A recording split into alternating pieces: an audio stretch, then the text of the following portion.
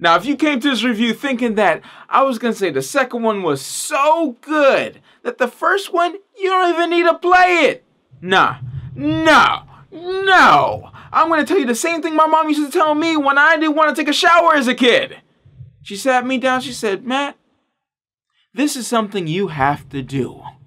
Now get your butt up and go wash your dirty booty!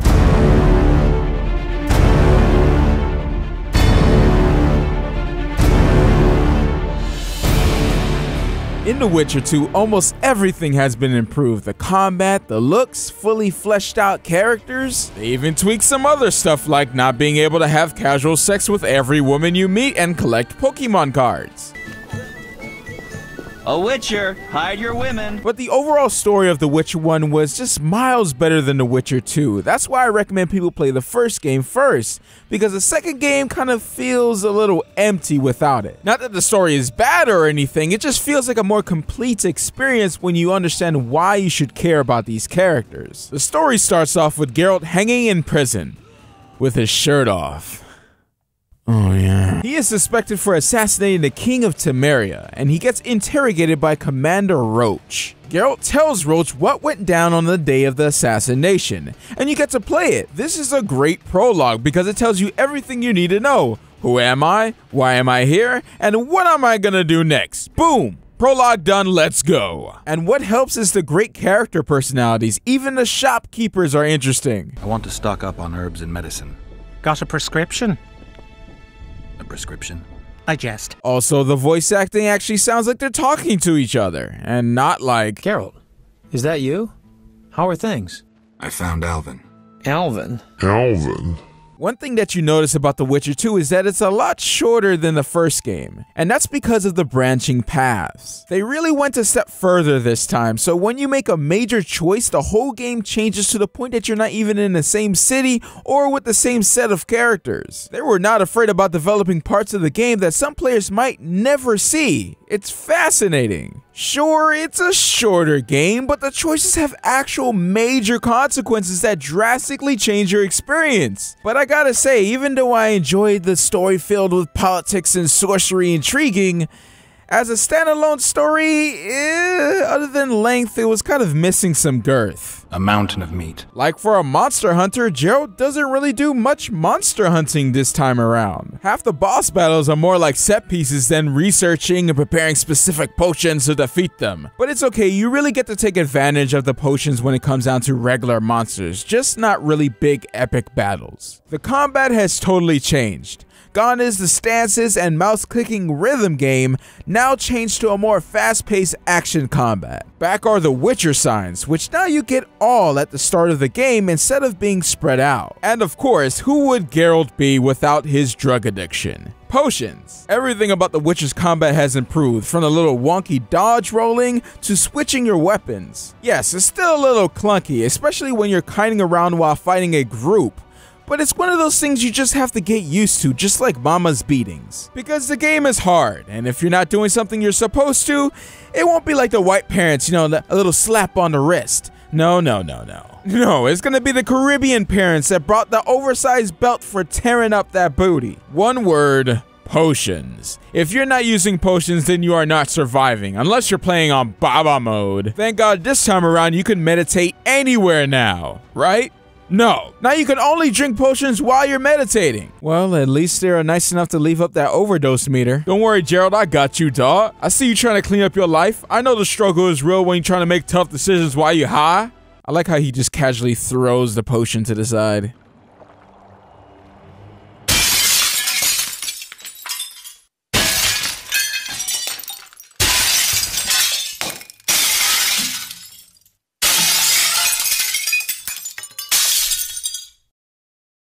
Potions this time around play a bigger role, or at least it feels that way.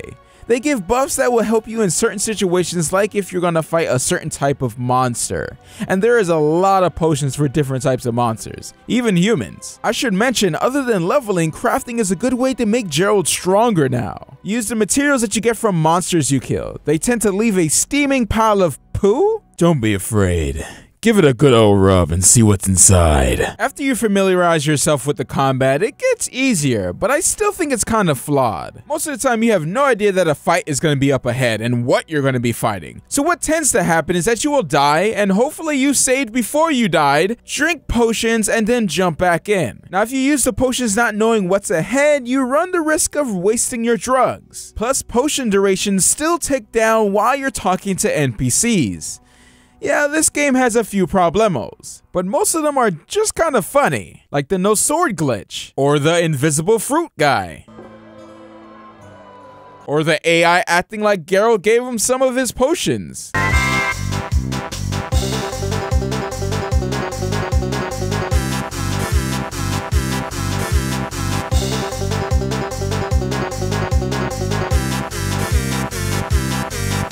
But those are small annoyances. All I care about is that the game's quest system isn't broken like the first game. Because in the first game, I had to spend 2 hours looking for one damn. By the way, you can fix some of these problems like the no sword cutscenes with mods. And full disclosure, I am using the weightless mod, so I can pick up as many monster intestines and testes as I want. Why? It's because The Witcher 2 has a loot candy problem like many RPGs do, where you have an itch to just loot everything in the vicinity, especially because it benefits you. Picking up herbs is a big part of making potions. Geralt can't get enough of that. You'll be in a high, intense scene, and all of a sudden, piece of candy. Personally, I wasn't really blown away by The Witcher 2, but there were some really good moments in there. Things that could have been not gameplay, but was gameplay. I'm trying to keep away from spoilers, but it's definitely not a bad game or not even just like a decent game. It's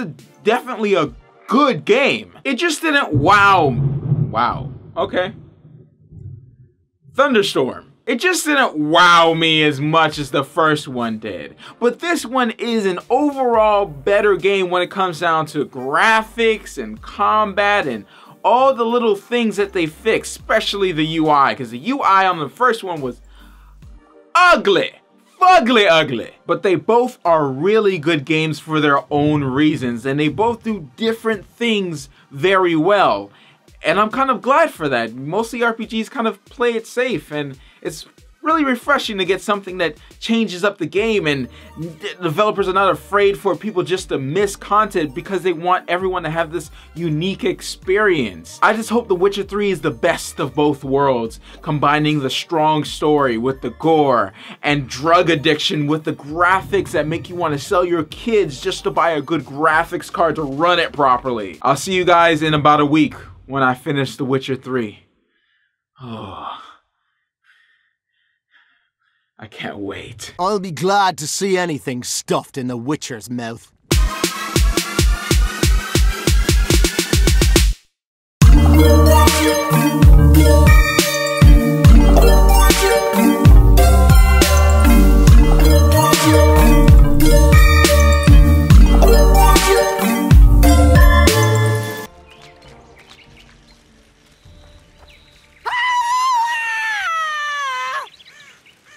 Damn, girl.